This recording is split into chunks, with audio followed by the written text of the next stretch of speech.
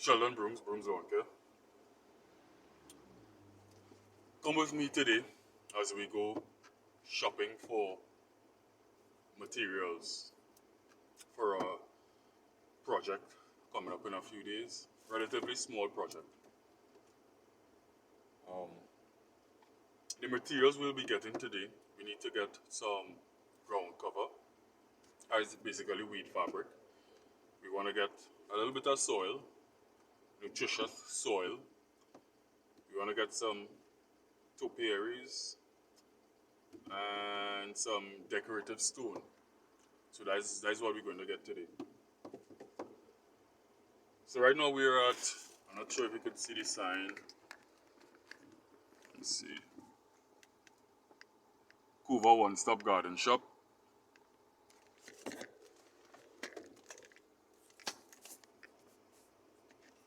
Right, so we're here to get the ground cover,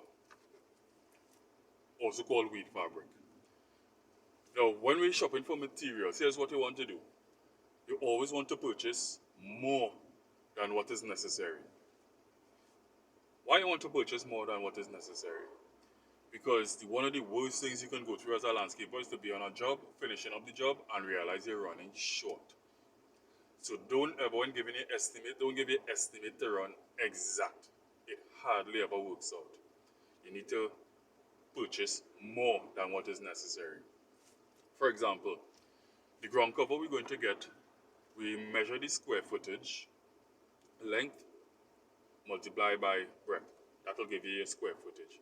Whatever amount you get, you need to get 50% more than what you actually need for the ground cover. Why? Because of this.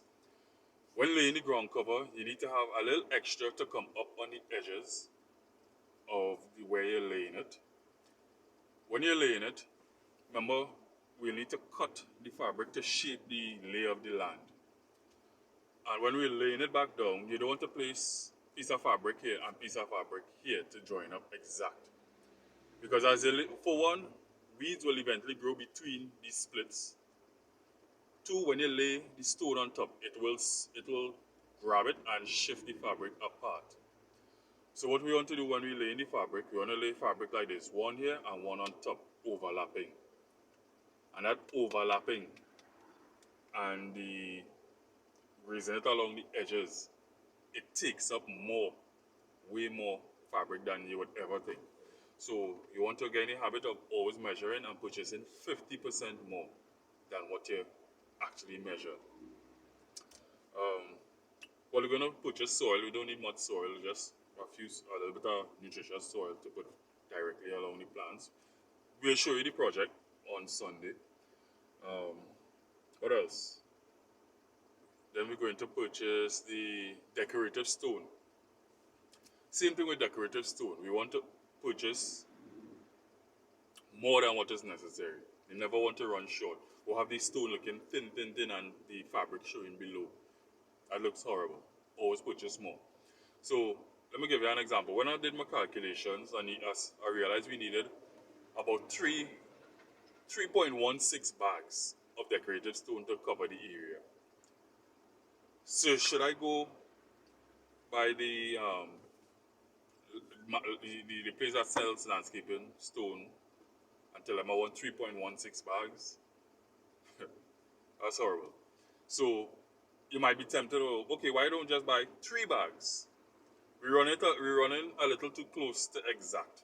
So to be on the safe side, we're going to purchase 4 bags. Better we have extras and it's stone thicker. That's totally fine. So we're going to, instead of purchasing 3.16 bags, we're going with 4 bags to be safe. What else? Well, the topiaries. Now, what are topiaries? Topiaries could be any plant that have a structural shape. Could be a ball, could be a spiral, could be a cone, doesn't matter. Any plant that have a ornamental, artistic kind of shape, that's a topiary. So what we're going to do with the topiaries, we can buy exact because we know exactly where we're going to place each plant. So we're going to get 9 topiaries. They're going to be boxwood balls.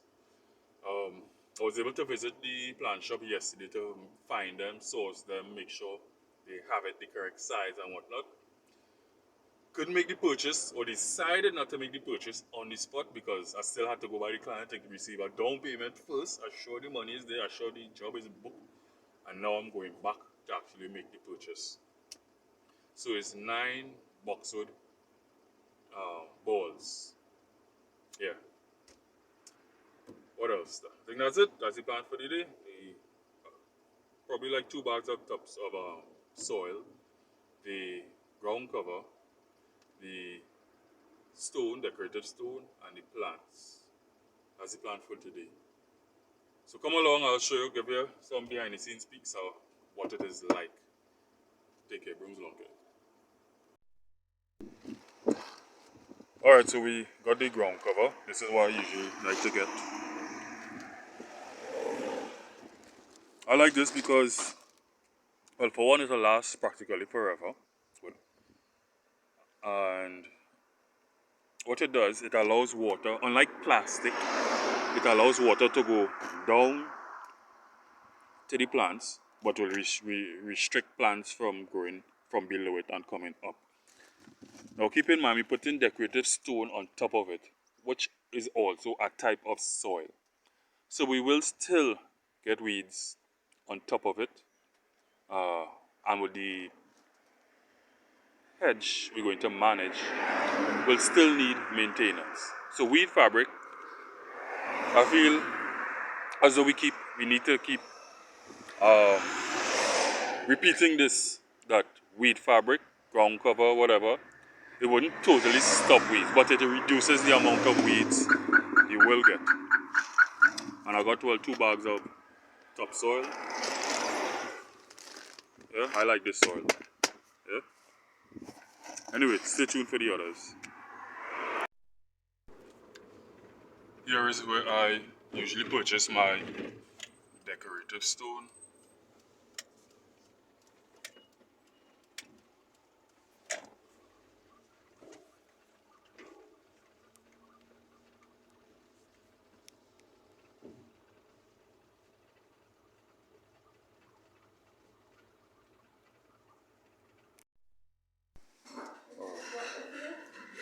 Come on. Alright, so these are the different types of stone.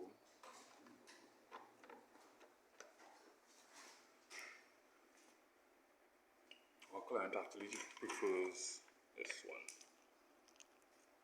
This is the one we're going to get. We'll show you the size of the bags shortly.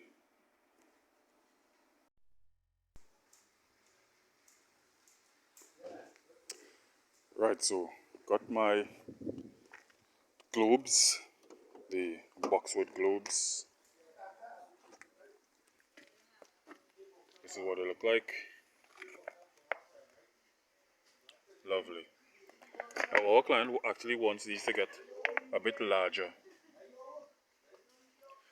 Now these, unlike ficus, tend to grow sometimes like bamboo. You tend to see one stalk sticking out like that, sticking out like that. If you want it to remain thick, we need to prune it fairly frequently and allow it to spread and get thick. So I'm heading back to collect the decorative stone in the bags. Stay tuned. Alright, these are the bags, these are the stones. See the size of the bags.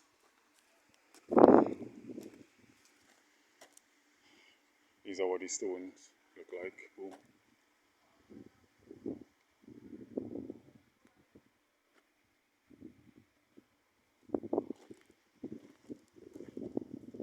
This is the one we actually got.